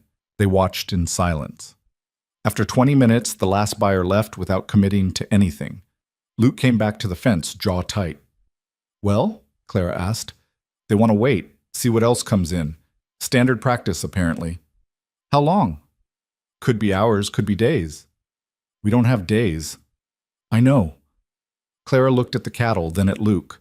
An idea was forming, dangerous and probably stupid, but they'd come too far to quit now. What if we don't wait? She said. What? What if we go find buyers ourselves? Take the fight to them instead of sitting here hoping someone notices us. Luke frowned. These guys work on their own schedule. You can't just... Who says? We've got a unique story. Cattle driven overland, rancher fighting to save his family's land. People love that kind of thing. We just need to find someone who'll listen. Clara, I'm not... You afraid of talking to people? I'm afraid of looking desperate. You're desperate. We all are. Might as well own it. Luke stared at her. Then he laughed, short and tired. You're relentless. I prefer determined. Same thing? He looked back at the buyers milling around the yards, weighing options he didn't really have. All right, where do we start? Clara had noticed one of the buyers lingering near their pens earlier. A tall man in his 60s wearing an expensive hat and boots that had never seen real work. He'd spent more time looking at the cattle than the others, taking notes, asking the woman from the office questions. She pointed him out to Luke. Him. Why him? Because he's actually interested. The others were just browsing. He's serious. They found the man near the loading docks talking on a cell phone. When he finished, Luke approached. Excuse me, sir. Got a minute? The man turned. Up close, he looked even wealthier. Tailored shirt, gold watch, the kind of weathered face that came from years of making deals. You the one who drove those Angus in? Yes, sir. Luke Mercer. This is Clara Hale. The man shook both their hands. Tom Westfield. I run cattle operations for a restaurant group out of Houston. We're always looking for quality beef. He gestured at their herd. Yours look good. Real good. Thank you. But I'm guessing you didn't track me down just to hear that. Luke hesitated. Clara jumped in. Mr. Westfield, we drove those cattle 150 miles to get here. We've lost men, lost cattle, lost damn near everything except our will to finish this, and now we're standing in these yards watching buyers treat us like we're not worth their time. So yeah, we tracked you down, because you're the only one who looked at our herd like it mattered. Westfield studied her. You always this direct? Only when it counts. He smiled.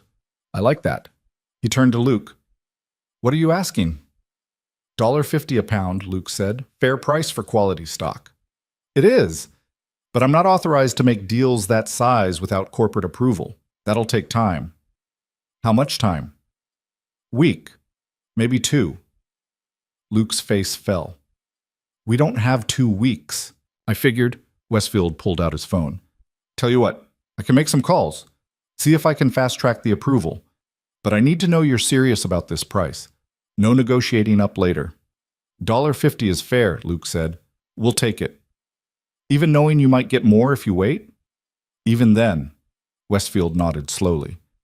All right, give me a few hours. I'll see what I can do. He walked away, already dialing. Luke and Clara watched him go. Think he'll come through? Clara asked. No idea. But you trusted him anyway. Didn't have much choice. They waited at the pens while the sun crept toward the horizon. The other crew members were sprawled in the shade, exhausted, trying not to think about what would happen if this fell through. Clara made coffee on a portable stove someone had lent them and distributed cups that tasted like burned rubber. Any word? Briggs asked. Not yet. How long are we waiting? As long as it takes. Briggs grunted and went back to his coffee. Westfield came back 2 hours later, phone in hand. His expression was neutral. Clara couldn't read it. Got approval, he said. Luke's breath hitched. You did? Conditional. My people want to inspect the herd themselves before we finalize. But if they agree with my assessment, we'll take all 178 head at $1.50 a pound. Clara did the math in her head. Average weight around 1,300 pounds per steer. That was over $300,000. It was enough. More than enough. Luke looked like he might collapse. When can they inspect? They're flying in tomorrow morning. Can you hold the cattle here overnight? Yes, sir. Then we'll see you at 8 a.m. Westfield shook Luke's hand again. For what it's worth, I hope this works out. Not many people have the guts to do what you just did. He left. The crew erupted, shouting, laughing, Pete actually picking Danny up and spinning him around. Clara stood back, watching, feeling the relief wash over her like a wave. Luke caught her eye across the chaos. He didn't smile, just gave her a small nod. Acknowledgement, gratitude, something deeper she didn't have words for. She nodded back. That night, they slept in the stockyards, too wired to find a hotel. Clara lay on her bedroll looking at the stars, listening to the sounds of the city beyond the fences. It felt strange after 10 days of silence and open country. Danny rolled over to face her. You think they'll actually buy them? I think Westfield doesn't strike me as someone who makes promises he can't keep. But what if... Danny, go to sleep. Right, sorry. He was quiet for maybe 30 seconds. Then, Clara? What? Thanks. For getting us here. We wouldn't have made it without you. Clara didn't know what to say to that, so she just said, We all made it. That's what counts. Still, thanks. She listened to his breathing even out as he fell asleep. Across the pen, Luke was sitting up, keeping watch even though there was nothing to watch for. Clara got up and went to sit beside him. You should sleep, she said. Can't. Worried about tomorrow? Terrified. They'll buy them. You don't know that. No, but I believe it, and sometimes that's enough. Luke looked at her. You're different than when you showed up. So are you. How? Clara thought about it. You were drowning when I met you, trying to hold everything together alone.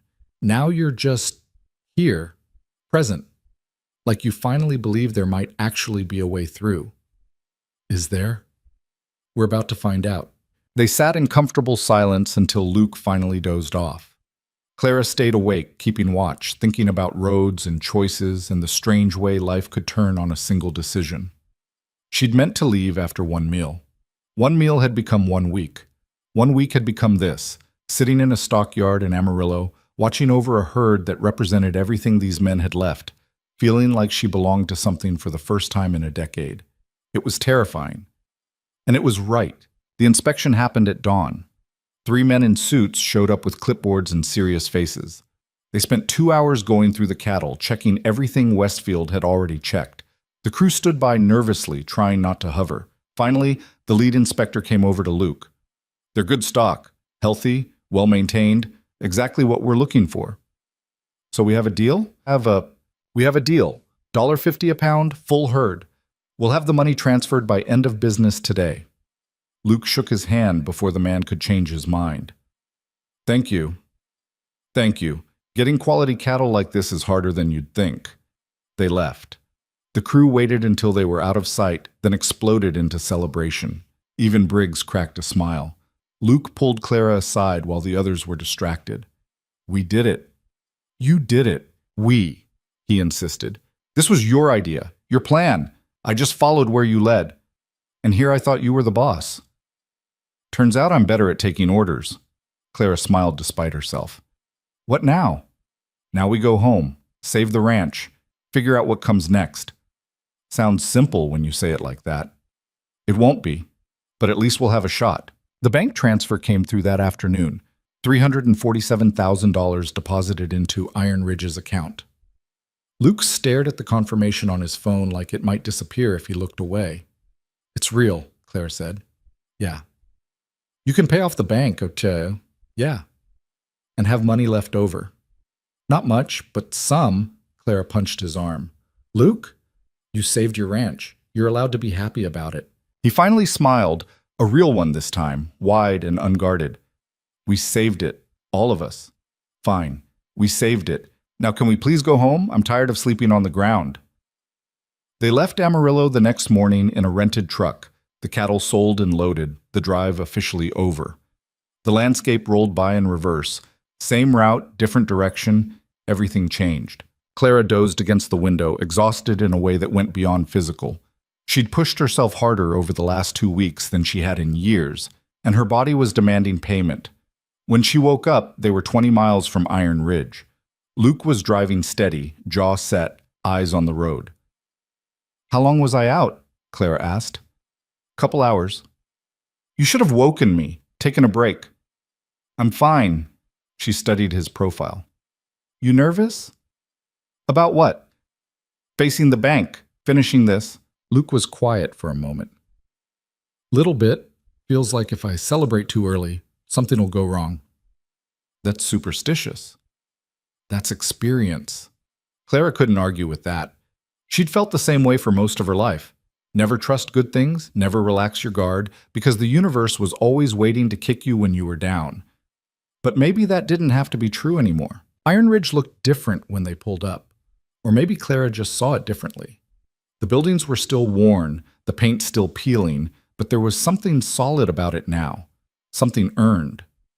The rest of the crew had driven back separately and were already there, unloading gear, tending horses. They cheered when Luke and Clara climbed out of the truck. Boss man, Ray called. You ready to tell that bank to go to hell? Not quite yet, Luke said. Still got paperwork to handle. But we're clear, right? The money came through? It came through. More cheering. Someone broke out a bottle of whiskey that had been hidden for exactly this moment. Luke accepted a cup, raised it, and spoke. To everyone who made this happen. You risked everything on a crazy idea and made it work. This ranch is alive because of you, so thank you. They drank. Claire took a sip and felt the burn settle warm in her chest. That night, after everyone else had gone to bed, she found Luke on the porch again. Same spot where she'd told him she'd stay 2 months. That felt like years ago now. Can't sleep? She asked. Too much going on in my head. Want company? Always. She sat beside him. They watched the stars in silence.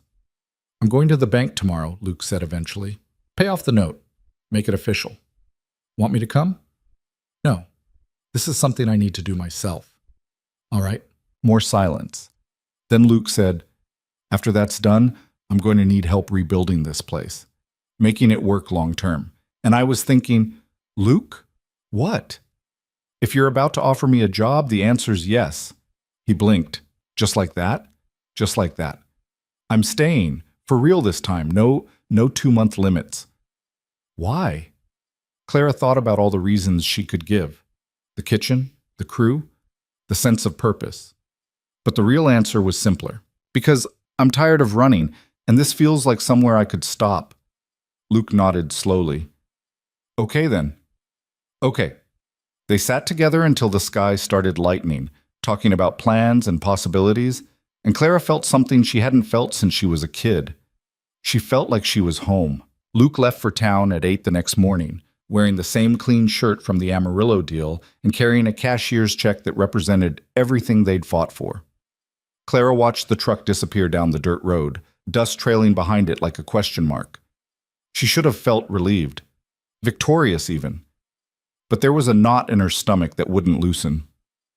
He'll be fine, Danny said, coming up beside her with 2 cups of coffee. Clara took one. I know. Then why do you look like you're about to throw up? Because nothing's ever as simple as it should be. She was right. Luke came back 3 hours later, moving stiff and deliberate as he climbed out of the truck. The crew was scattered around the yard, and they all stopped what they were doing to watch him approach. His face was unreadable. Clara met him halfway. Well? The bank accepted the payment. That's good. With conditions. The knot in her stomach tightened. What kind of conditions? Luke pulled a folded paper from his pocket and handed it to her. Clara read it once, then again, her jaw tightening with each line. They're charging processing fees, she said. Administrative costs? A penalty for early payment? Adds up to almost $8,000. That's robbery. That's banking. Luke took the paper back. The manager said it's all in the original loan documents. Fine print I apparently didn't read carefully enough when my father signed them. Briggs had walked over, close enough to hear. Can they do that? They already did, Luke said. I argued for an hour, got nowhere. Clara's hands curled into fists. So, after everything, the drive, the sale, all of it, we're still short? By about $3,000, yeah. The silence that followed was heavy enough to crush bone. The crew had gathered closer now, faces ranging from disbelief to anger to resignation. They'd risked their lives for this, and it still wasn't enough. There's got to be something we can do, Danny said. Like what? Ray asked. We sold the cattle. We don't have anything left. We've got equipment, Pete offered. Could sell some of that. Which equipment? Briggs said. The tractor that barely runs? The truck with 200,000 miles? Nobody's buying that junk for what we need. The arguing started then. Voices overlapping, frustration boiling over, everyone trying to solve a problem that had no good solution. Clara stood apart from it, watching Luke's face. He'd gone somewhere else in his head, shut down in that way people did when the weight got too heavy to carry. She'd seen that look before. In mirrors, mostly. Enough, she said quietly. Nobody heard her. Enough. Louder this time. The arguing stopped. Everyone turned to look at her. Yelling at each other doesn't fix this, Clara said. So here's what we're going to do. Luke, what time does the bank close? 5? She checked her watch. That gives us 8 hours. Everyone fan out. Check every corner of this property for anything worth selling. Tools, wire, old furniture, I don't care what it is. If someone might pay money for it, we bring it in. That's not going to get us $3,000, Ray said. Maybe not, but it might get us halfway there. And halfway's better than giving up. She looked at Luke. You with me? He blinked, coming back to himself. Yeah, I'm with you. Then let's move. They scattered like shrapnel from an explosion, each person taking a section of the ranch to inventory. Clara went through the kitchen and house, pulling out anything that wasn't nailed down. Old pots and pans, a set of china that had been Luke's grandmother's, tools and hardware that had been collecting dust for years. She found Luke in the barn an hour later, staring at a vintage saddle hanging on the wall. My father's, he said when he noticed her. Custom made, worth probably $1,500 if I can find the right buyer. Clara came to stand beside him. The saddle was beautiful, hand-tooled leather, silver conchos, the kind of craftsmanship you didn't see anymore. You don't have to sell that. What else am I going to do? We'll find another way. There isn't another way, Clara. You know that. Luke reached up and took the saddle down. It's just a thing. Things don't matter as much as people think they do. But his hands were gentle as he carried it out to the truck, and Clara saw the way he didn't look back at the empty space on the wall. By noon, they'd assembled a collection of items in the yard that looked like the world's saddest garage sale. Briggs had found some old fencing equipment. Danny had contributed a guitar he'd bought when he first started working the ranch. Pete had unearthed a box of vintage tools from the shed. Ray had even donated his television. I can read instead, he said when Clara gave him a questioning look. Probably better for me anyway. Luke stood looking at the pile, arms crossed. This isn't going to be enough. Then we sell something bigger, Briggs said. Like what? Briggs jerked his head toward the pasture. Dolly. Clara's chest went tight. No. She's a good horse, trained, healthy. Someone would pay decent money for her. I said no. Clara, that horse saved my life on the drive. Multiple times. We're not selling her. Luke touched her arm. We might not have a choice. Clara shook him off. There's always a choice. We just have to be willing to make it. She looked at the assembled items, thinking hard. What if we don't sell to random buyers? What if we go directly to people who owe you? Nobody owes me anything. Somebody does. You don't run a ranch this long without doing favors, helping neighbors, lending equipment. She turned to Briggs. You've been here 40 years. Who's Luke helped that might be willing to return the favor? Briggs thought about it. The Hendersons borrowed our bull 2 seasons ago for breeding. The Ramirez family used our water when their well went dry last summer. And there's old man Tucker. Luke helped pull his truck out of a ditch during that ice storm 3 years back. That's 3 families who owe us goodwill, Clara said. We go to them, tell them what we need, see if they'll buy our stuff for fair prices instead of taking it to strangers who'll lowball us. Luke looked skeptical. You want to ask for charity? I want to ask for fair trades from people who remember when you did the same for them. There's a difference. And if they say no? Then we're in the same place we are now, but at least we tried. Luke looked at Briggs. The old foreman shrugged. Girl's got a point, Briggs said. Pride doesn't pay the bills. They split up. Luke took the saddle to old man Tucker, who'd admired it for years. Briggs and Pete went to the Hendersons with the fencing equipment. Clara and Danny loaded the china and tools into the beater truck and headed for the Ramirez place. Maria Ramirez answered the door with a baby on her hip and 2 kids screaming in the background. She looked exhausted. Clara, what are you doing here? Need to ask a favor, Clara said. Can we talk? 5 minutes later, they were sitting at Maria's kitchen table while the kids played in the next room. Clara explained the situation, the drive, the sale, the bank's hidden fees. Maria listened without interrupting. When Clara finished, Maria shook her head. That bank's been squeezing people for years. My cousin lost his business to them last summer. Same story. Paid what he thought he owed. Turned out there was fine print. I'm sorry. Not your fault. Maria looked at the items Clara had brought. You're selling these to make up the difference? Trying to. I know it's not much, but the china's pretty. How much? Clara named a fair price. Maria countered with something higher. That's too much? Clara protested. That's what it's worth. Luke let us use his water for free all summer. Cost him money and electricity running those pumps. This doesn't come close to evening that debt. Maria pulled cash from an envelope in a drawer. And if you've got anything else you need to sell, you let me know. I've got cousins who are always looking for tools and equipment. Clara took the money with hands that weren't quite steady. Thank you. Thank Luke. He's good people. This town needs more of that. They hit 3 more houses on the way back, each stop adding to the growing pile of cash. By the time they returned to Iron Ridge, Luke and the others were already there, counting bills on the kitchen table. How'd we do? Clara asked. Luke looked up. Tucker bought the saddle for $1,800, said he'd been wanting it for years, and this seemed like the right time. The Hendersons took the fencing equipment and threw in an extra $200 because, and I quote, we remember when your daddy helped build our barn and never asked for payment. Briggs grunted. Turns out people have longer memories than we thought. They counted everything together. The total came to $2,900. They were still $100 short. The room went quiet.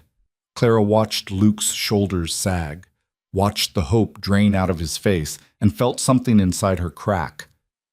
Wait, Danny said suddenly. I've got something. He ran out before anyone could stop him. Came back 5 minutes later carrying a small wooden box. Inside was a collection of silver dollars. Old ones, the kind collectors paid premium prices for. My grandfather left these to me, Danny said. Been saving them my whole life, but I can sell them. Should get at least a couple hundred. Luke stared at him. Danny, I can't ask you to do that. You're not asking, I'm offering. Danny set the box on the table. You gave me a job when I had nothing. Gave me a place where I mattered. That's worth more than some old coins. Briggs cleared his throat roughly. Kid's right. We're all in this together. Pete nodded. Ray too. Even Carlos, who rarely spoke, murmured agreement. Clara felt her throat tighten. This was what Luke had built without even realizing it. Not just a ranch, but a family. People who'd fight for each other, who'd give everything they had because they knew it would be returned when they needed it. Luke looked around the room at faces that had become as familiar as his own. I don't know what to say. Don't say anything, Briggs told him. Just take the damn money and go pay off that bank before they think of more fees to charge. Luke took the coins to a dealer in town who gave him $300 for them. Combined with everything else, they had $3,200, more than enough to cover the bank's fees with a little left over.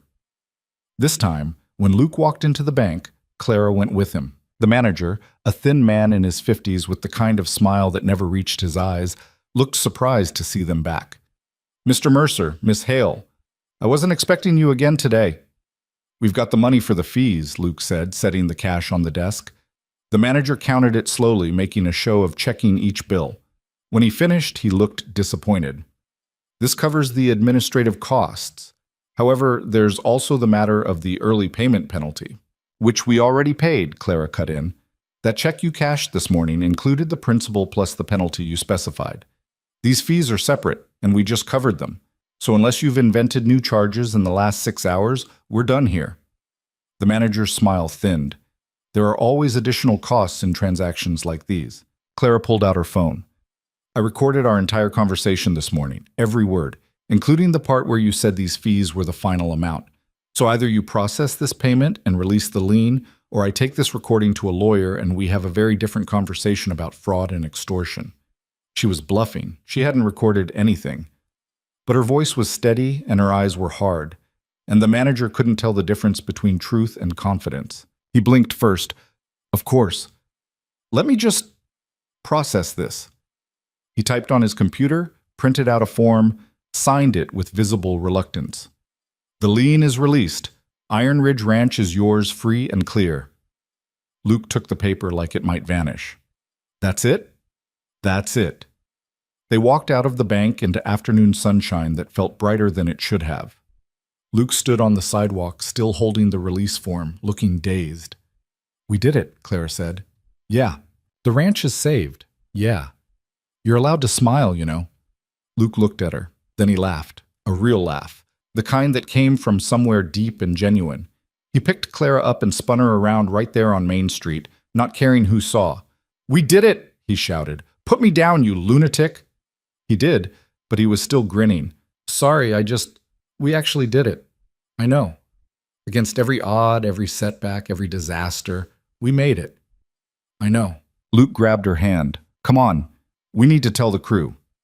They drove back to Iron Ridge doing 20 miles over the speed limit, and when they pulled into the yard, everyone was waiting.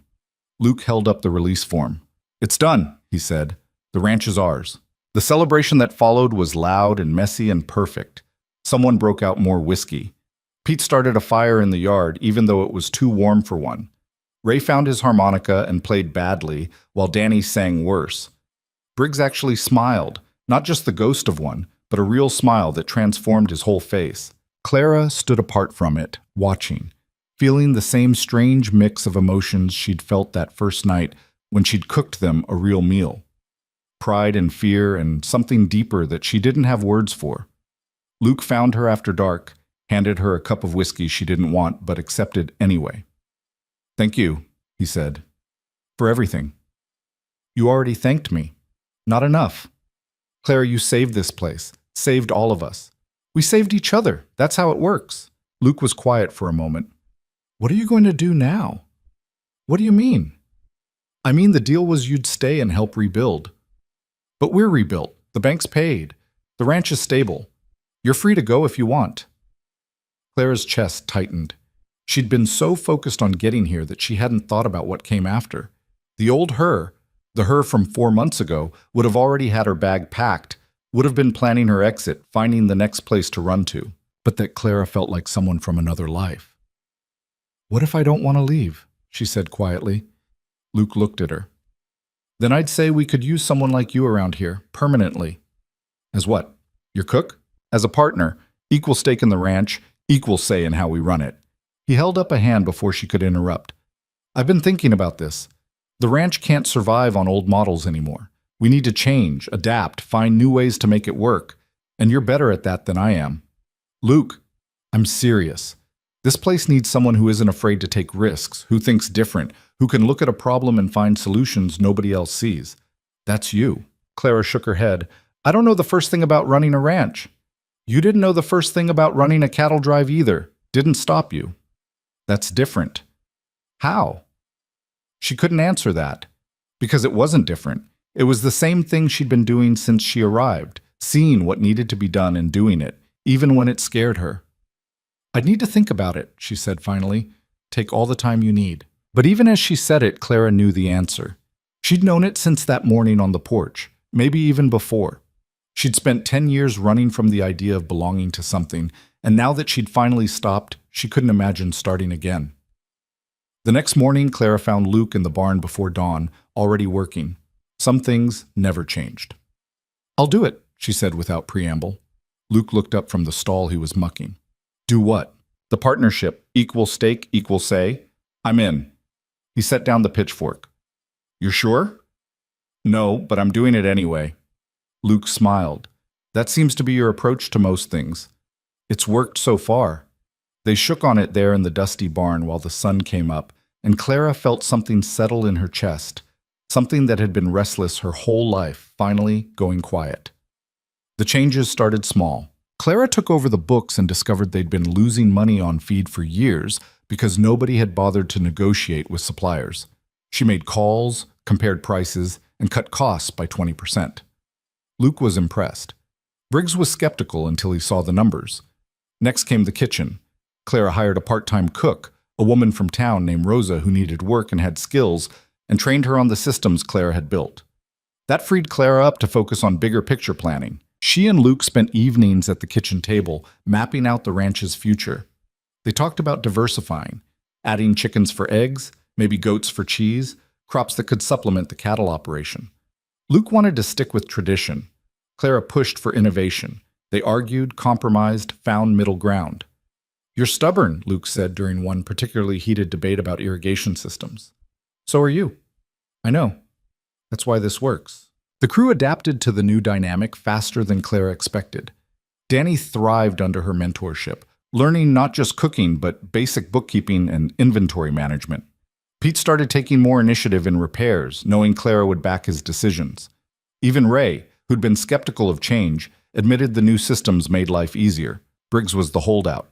He didn't fight the changes exactly, just watched them with the wary eyes of someone who'd seen too many good ideas fail. Clara didn't push him. She figured he'd either come around or he wouldn't, and either way was his choice. 3 months after the bank payment, Briggs found her in the equipment shed, organizing tools. "Need to talk," he said. Clara braced herself. "All right, I was wrong about you." That was not what she'd expected. "What? When you first showed up, I thought you were trouble. Someone who'd stir things up and leave us worse off than before." He leaned against a workbench. "But you stayed, and more than that, you made this place better. Made us better." "Briggs, I'm not done. I spent 40 years watching this ranch the way it always was. And when Luke's father died, I thought that was the end. Thought there was no way to keep it alive without the old man's hand on the wheel." He met her eyes. "You proved me wrong. You and Luke both. And I'm man enough to admit when I've been an idiot." Clara didn't know what to say. Briggs didn't give speeches. Hell, he barely strung more than 5 words together most days. "Thank you," she managed. "Don't thank me. Just keep doing what you're doing." He pushed off the bench. "And for what it's worth, I'm glad you stayed." He left before she could respond. Clara stood alone in the shed, surrounded by organized tools and new possibilities, and felt tears prick her eyes. Not sad tears. The other kind, the ones that came when something inside you finally healed. By spring, Iron Ridge was transformed, not unrecognizable. It still looked like a working ranch, worn and weathered and real. But there was life to it now. The kitchen ran smooth under Rosa's management. The books balanced. The equipment worked because they maintained it instead of running it into the ground. The men had regular schedules, fair pay, and stake in the ranch's success. And the cattle, purchased with the money left over from the Amarillo sale, were thriving on improved grazing practices Clara had researched. Luke found her one evening watching the sunset from the same porch where this had all started. He sat beside her without asking, same as always. "Been thinking," he said. "Dangerous. About the future. What we want this place to be." Clara waited. "I was talking to the Hendersons," Luke continued. "They mentioned their kid wants to learn ranching, but they don't have room for him on their operation. And the Ramirez family's oldest is interested too. Got me thinking, what if we took on apprentices, taught young people the trade, gave them real experience, maybe even helped them start their own operations someday? Clara considered it. That would take resources, time, money, patience. We've got all three now. It would change things. Make this place bigger than just us. Maybe that's not a bad thing. Luke looked at her. You taught me something, Clara, taught all of us, that holding on too tight to what was keeps you from seeing what could be. My father built this ranch for himself. Maybe we build it for something bigger. Clara thought about the girl she'd been when she showed up here, half dead from a dust storm, running from everything, owing nobody anything. That girl wouldn't have understood what Luke was proposing, wouldn't have seen the value in investing in other people's futures, but she wasn't that girl anymore. All right, she said, let's do it. They started small. 2 apprentices the first year, the Henderson kid and Maria Ramirez's oldest daughter. Luke and Briggs taught them cattle work. Clara handled the business side. Danny showed them kitchen skills because everyone needed to know how to feed themselves. It was messy. The kids made mistakes, asked endless questions, challenged everything. But they were hungry to learn, and watching them discover the same things Clara had discovered, the satisfaction of hard work, the pride of seeing something through, made every frustration worth it. By the second year, they had 4 apprentices. By the third, 6. Iron Ridge became known as a place where young people could learn real skills, where the old ways met new thinking, where failure was part of the process and success was celebrated. Clara watched it all unfold with a sense of wonder she'd never expected to feel. This was legacy. Not the kind written in wills or carved on headstones, but the kind that lived in people. Skills passed down, lessons learned, lives changed. It was everything she'd never known she wanted. One evening, 5 years after the dust storm, Clara stood in the same spot where Luke had pulled her from the highway. The road looked different now, maintained, marked, safer. But she could still remember what it felt like to crawl down the center line, certain she was going to die. You come here a lot, Luke said, walking up behind her. Sometimes. Reminds me where I started. Long way from there to here. Yeah. Clara turned to face him. You ever regret it? Pulling me out of that storm? Not once. Even when I was being difficult? Especially then. Luke smiled. You challenged everything, made me question assumptions I didn't even know I had. This ranch needed that. I needed that. I needed it too, Clara admitted. Needed to stop running long enough to realize what I was running from. Which was, myself mostly, the idea that if I stayed anywhere too long, I'd have to deal with who I actually was instead of who I kept trying to be. Luke was quiet for a moment. And who are you? Clara thought about it. Someone who belongs somewhere. Finally. They stood together in the fading light, and Clara realized this was the answer to a question she'd been asking her whole life. Not where do I go next, not how do I survive, but simpler than that, and harder. Where do I belong? The answer was here, in this place she'd stumbled into by accident and stayed in by choice, with these people who'd become family, doing work that mattered, building something that would outlast all of them. I unpacked my bag, Clara said suddenly. Luke raised an eyebrow. What? My duffel. The one I kept packed for 10 years in case I needed to run. I unpacked it last week, put the clothes in drawers, threw out the old toothbrush, donated the sleeping bag. She looked at him. I'm not going anywhere. I know. How? Because you stopped looking at the horizon like it was calling you, started looking at what's right in front of you instead. Clara wanted to argue, but he was right. She'd spent so long scanning for exits that she'd forgotten how to see what she already had. Thank you, she said quietly. For what? For not letting me leave. That first week, when I was ready to bolt, you made it harder than it should have been. Luke laughed. I made you cook for a bunch of ungrateful cowboys. That's not exactly romantic. It was exactly what I needed. They walked back to the ranch together as stars started emerging overhead. The lights were on in the main house, Rosa cooking dinner, the apprentices probably arguing about whose turn it was to clean up, Briggs reading in his chair, Danny practicing guitar on the porch. It looked like home. It was home. Clara had spent her whole life looking for something without knowing what it was. Turned out it wasn't a place or a person or even a purpose. It was simpler than that. It was the choice to stop running, The choice to stay when everything in you said, go. The choice to believe that belonging somewhere didn't make you weak. It made you stronger than you'd ever been alone. That night, Clara sat at the kitchen table with Luke, planning next year's cattle operation. They argued about breeding timelines, debated feed costs, compromised on expansion plans. It was ordinary work, mundane even. And it was everything. Because ordinary was what she'd been running from all along. The terrifying possibility of a life that didn't require constant motion, constant vigilance, constant escape routes. A life where you could set down roots and trust they wouldn't strangle you. When they finally called it a night, Luke stood to leave, then hesitated. Clara? Yeah? I'm glad that storm brought you here, she smiled. Me too. After he left, Clara sat alone in the quiet kitchen, listening to the house settle around her. Somewhere upstairs, floorboards creaked. Outside, cattle lowed softly. The refrigerator hummed its familiar tune. She thought about the woman she'd been, desperate and dying and certain the world had nothing left to offer. That woman had been wrong. The world had this. Had people worth fighting for, work worth doing, a place worth staying. Clara stood and walked to the window, looking out at the ranch spread under starlight. Iron Ridge. The place that should have been just a temporary stop. The place that became everything. She'd come here to repay a debt, one meal for one life. But debts had a funny way of transforming into something else when you weren't paying attention. Into purpose. Into belonging. Into love, though not the kind she'd expected. Not romantic love, though that had developed too, slowly and surely, between her and Luke. But something broader. The love of a place and the people in it. The love of work that mattered. The love of a life built with your own hands. In the end, Clara Hale learned what took most people a lifetime to figure out, if they figured it out at all. That survival wasn't the same as living. That running kept you safe, but also kept you empty. That the bravest thing you could do wasn't always moving forward. Sometimes it was standing still.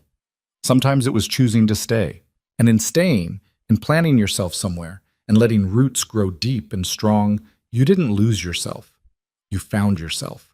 The version that had been waiting all along beneath the fear and the motion and the endless roads that led nowhere. Clara turned from the window and headed upstairs to the room that was finally, truly hers.